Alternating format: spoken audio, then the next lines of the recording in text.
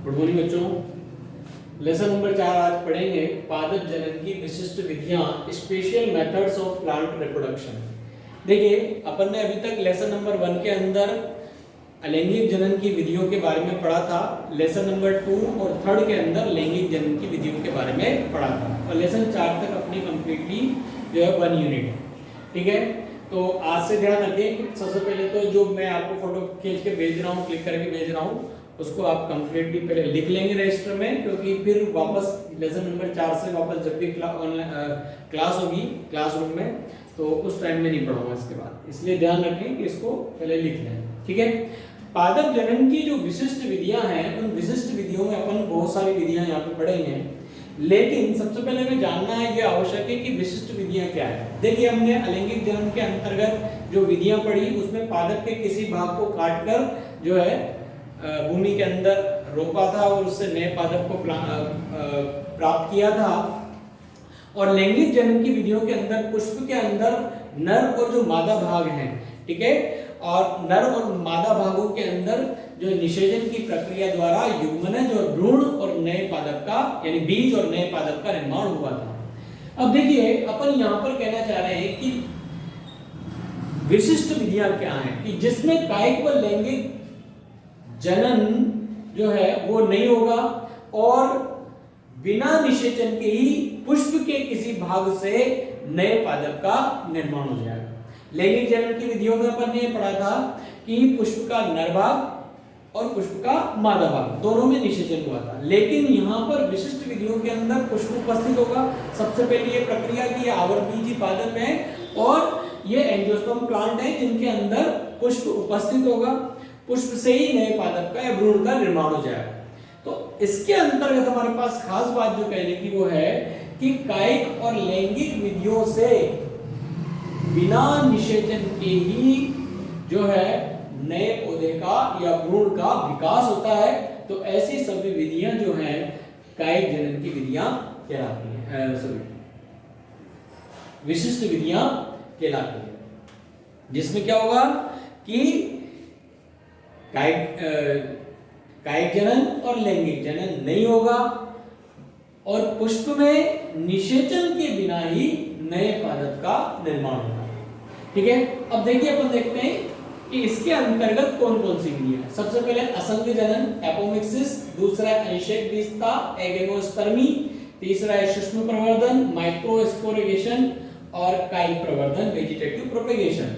ठीक है, तो सबसे पहले अपन जो पढ़ेंगे इसके अंतर्गत वो है असंग जनन या एपोमिक्सिस। देखिए इनकी परिभाषाएं बहुत इंपॉर्टेंट है, पेपर के अंदर इन परिभाषाओं को पूछा जाता है, ध्यान रखना है इनको। विंकलर ने असंग जनन या एपोमिक्सिस नाम दिया था, जिसका अर्थ होता है कि सामान्य लैंगिक जनन के स्थान पर इस प्रकार का जनन हो जिसमें अर्धसूत्री विभाजन व युग्मक संलयन नहीं हो। तो पता है अर्धसूत्री विभाजन कैसे होता है। नर और मादा युग्मकोद्भिद जो होते हैं उन नर और मादा युग्मकोद्भिद में अर्धसूत्री विभाजन द्वारा नर युग्मक और मादा युग्मकों का निर्माण होता है। ठीक है, नर युग्मक हम जानते हैं परागकण के अंदर केंद्रक उपस्थित होते हैं वो होते हैं, और मादा युग्मक जो है अंडकोशिका होती है। और नर युग्मकोद्भिद में अर्धसूत्री विभाजन की प्रक्रिया द्वारा नर युग्मकों का निर्माण होता है। इसी प्रकार मादा युग्मकोद्भिद में अर्धसूत्री विभाजन के द्वारा मादा युग्मकों का निर्माण होता है और उन युग्मकों में संलयन की प्रक्रिया होती है या फिर निषेचन की प्रक्रिया होती है जिससे भ्रूण का निर्माण हो जाता है। लेकिन असंग जनन की प्रक्रिया में क्या होगा, पुष्प होगा, नर युग्मक होंगे, मादा युग्मक, नर युग्मकोद्भिद होगा, मादा युग्मकोद्भिद होगा, लेकिन उनमें अर्धसूत्री विभाजन की प्रक्रिया नहीं होगी। बिना अर्धसूत्री विभाजन के ही जो है नए पादप का निर्माण हो जाएगा। अब ये बिना अर्धसूत्री विभाजन के नए पादप का निर्माण हो जाएगा, कैसे संभव है। ठीक है, केवल हम परिभाषा के अंतर्गत ये समझ सकते हैं कि असंग जनन का मतलब हम समझ चुके हैं कि अर्धसूत्री विभाजन के यानी बिना अर्धसूत्री विभाजन के नए पादप या भ्रूण का निर्माण होता है। इस आधार पर असंग जनन जो है वो दो प्रकार का होता है, एक तो बीजाणुद्भिद और एक युग्मकोद्भिद। अब बीजाणुद्भिद युग्मकोद्भिद से पहले अपन ने एक प्रक्रिया पढ़ी थी जिसके अंतर्गत अपन ने पादपों के अंदर जो है पीढ़ी एकांतरण, ठीक है, वो प्रक्रिया पड़ी थी। और पीढ़ी एकांतरण के अंतर्गत हमने देखा किसी जो एंजियोस्पर्म प्लांट्स हैं उसके अंदर दो पीढ़ियां होती हैं, युग्मकोद्भिद अवस्था और बीजाणुद्भिद अवस्था। पढ़ा था अपन ने, यानी बीजाणुद्भिद अवस्था और युग्मकोद्भिद अवस्था। तो इस आधार पर असंख्य जनन को हमने दो भागों में बांटा। पहला इसके अंदर बीजाणुद्भिद अवस्था या बीजाणुद्भिद असंख्य जनन, स्पोरोफाइटिक एपोमिक्सिस, ठीक है। इसे हम जो है अपस्थानिक भ्रूणता भी कहते हैं, ठीक है।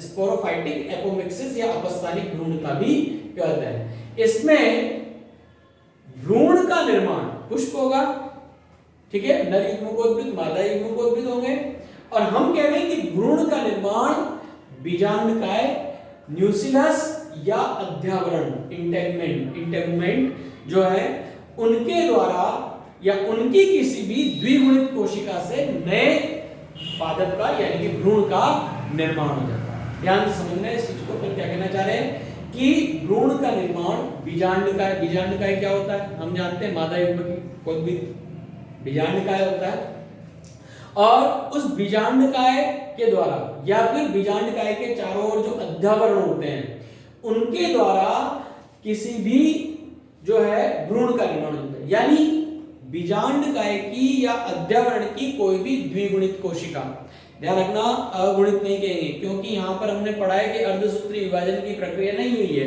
और द्विगुणित कोशिका में अर्धसूत्री विभाजन की प्रक्रिया द्वारा अगुणित कोशिका बनती है, ठीक है।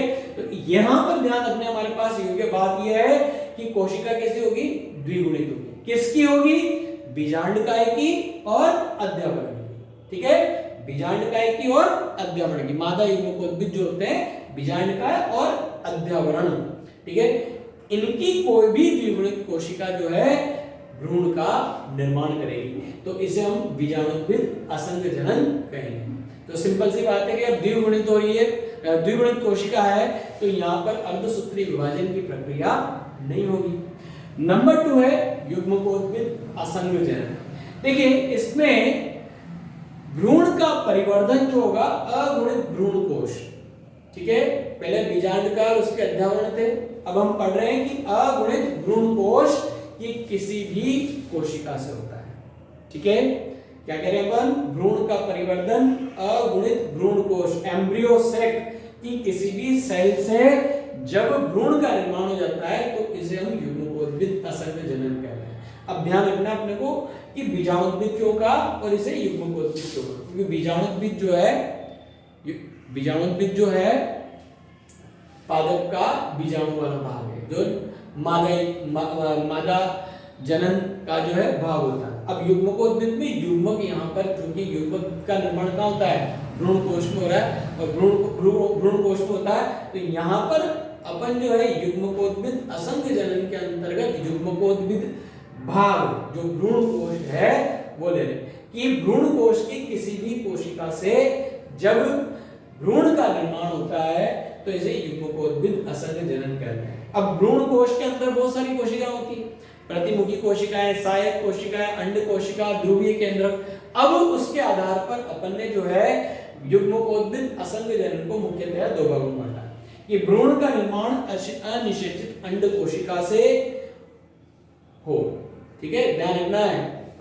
निषेचित अंड कोशिका से यदि भ्रूण का निर्माण हो जाएगा तो फिर वो जो है लैंगिक जनन की प्रक्रिया होगी। यहाँ पर अंड कोशिका तो होगी, ठीक है, लेकिन उसका निषेचन नहीं होगा, यानी वह अंड कोशिका किसमें बदल जाएगी, डायरेक्टली भ्रूण के अंदर बदल जाएगी, तो फिर इसे हम अनिषेक जनन की प्रक्रिया या पार्थेनोजेनेसिस की प्रक्रिया करते हैं। दूसरा है जब भ्रूण का निर्माण भ्रूण कोश की किसी अन्य अगुणित कोशिका से हो। अब अगुणित में कोशिकाओं में सहायक कोशिकाएं हो सकती हैं और ध्रुवीय कोशिकाएं, ध्रुवीय केंद्रक हो सकते हैं।